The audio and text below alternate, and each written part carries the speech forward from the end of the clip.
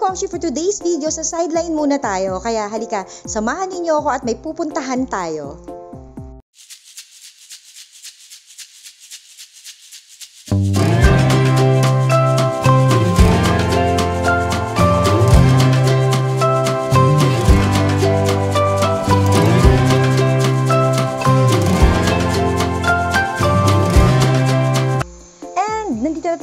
Sa Las Piñas, syempre, for the meantime, mga ilang araw tayo dito, mamamasukan muna tayo, malaki daw magpasweldo yung may-ari ng bahay na to. At eto na nga, simulan natin agad-agad para may bonus tayo. Akin to may kotse pa.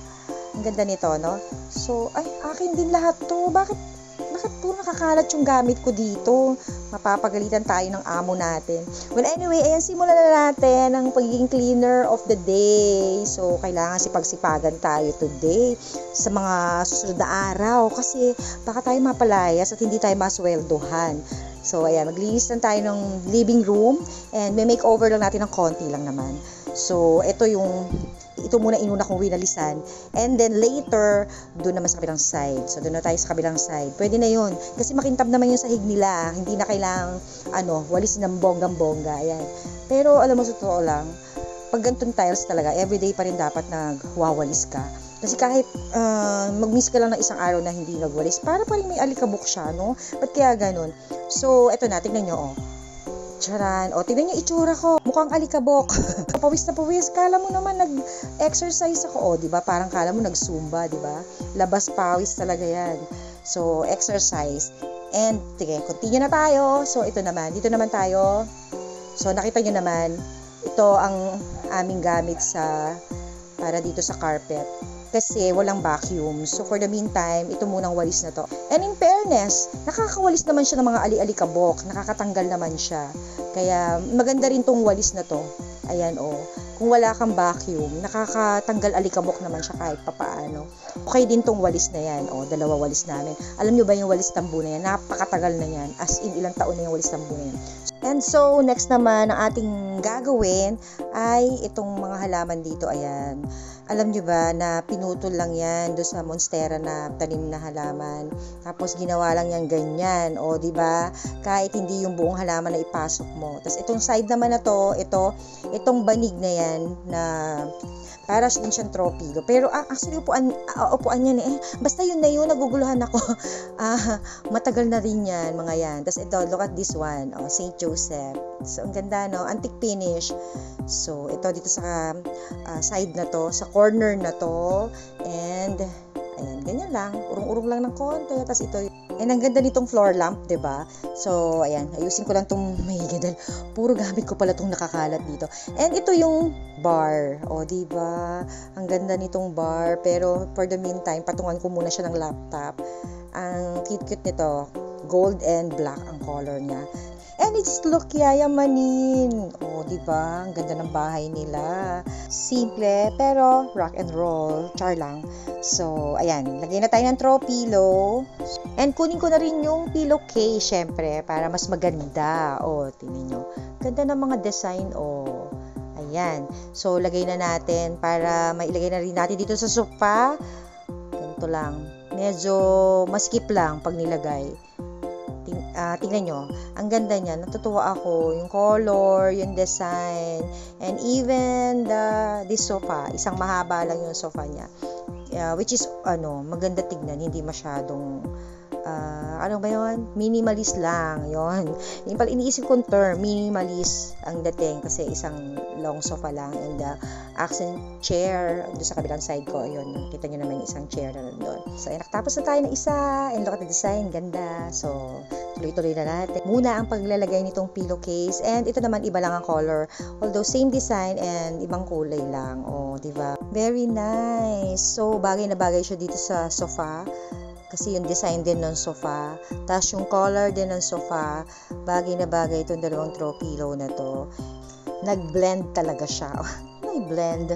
Well, anyway, ayan. Malapit na tayo matapos. Pagkatapos nito, mamaya, i-flex ko sa inyo itong kabuuhan ng ating ginawa dito sa sofa. Sayang pala, hindi ako nakapag-picture ng before and after. Well, anyway, ayan. Ito na yung last pillowcase na ilalagay natin. And Ngayon, iniisip ko kung paano ko siya ilalagay dito. Kasi 4 na piraso lang siya. Pwede bang ganyan? Magkakaiba ng kulay, yung magkatabi. Pag ganyan, or paano ba? Diba? Naguluhan pa eh. Hindi, ayan. O pa-diamond. Parang nakahiga. Pa-diamond na ganyan. Or pwede rin bang ganyan? Ganyan. Maganda rin ba? Or ito, pareho ng kulay, magkatabi. Ganyan, or magkahiwalay ng color, mga ganyan. Basta bahala na kayo kung anong gusto nyo. Ang importante, ayan, nalagyan na siya ng pillowcase. So ito, dyan na lang tong kalabaw na yan. Ito, hindi ko pwede matanggal kasi may naka-play ako, diba? Then, ayan, kinuha lang din niya sa taniman. Nakita nyo naman, and the cutie doggies. So, ito yung favorite spot ko kasi kitang-kita doon sa labas, saka yung hangin dyan pumapasok, malamig dyan, kaya dyan ako umuupo pagka nandito ako. Tapos, ito yung front door, and ayan, yung mga puno, ayun, maluwang, malaki pa doon. Actually, ayan, yung bar, ito yung makita mo pag doon ka galing sa front door, pagpasok mo, and look at this plant, and tingnan nyo yung pinaglagyan, ang ganda-ganda. And itong giant photos na yan, ayan, pinutol lang namin yan dun, tapos kinuha lang yung mga dahon na yun, and look at me, ayan, tapos na tayo maglinis. So, ito na yung final look. Pinaghiwa-hiwalay ko na lang sila kasi mahaba yung sofa, kaya ganyan ko na lang siya ginawa. Ayan, okay naman eh. So, pagpalit-palitin na lang kung anong gusto nyo. Tapos ayan, naglagay lang tayo dito sa center table ng Caladium.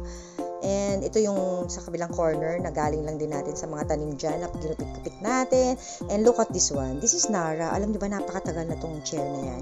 And dito sa side nito may reading corner tayo. Ayan, Reader's Digest. Natatandaan niyo pa ba yan? Yung mga kabataan ngayon baka hindi na alam yung Reader's Digest. Pero nung panahon namin, ayan yung magandang basahin. So ayan yung corner na yan. And this is the other corner. So ito upuan din yan. Pwede ka rin umupo dyan while reading. Ayan.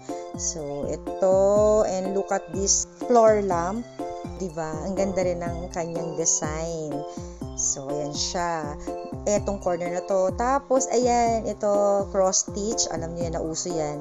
Naalala ko yan, nag-work ako. Mga office mate ko pag break time, ayan, puro cross stitch sila. So, ito, di ba malinis lang tignan, minimalist, nakaka-good vibes lang. At pag tumayo ka naman from that corner, ito naman yung makikita mo. Ayan, yung bar, ito yung bar, and then, ayan na. So, ito na yung kabuuan ng living room. And never mind my sleeper, may sarili siyang mundo. So, ayan.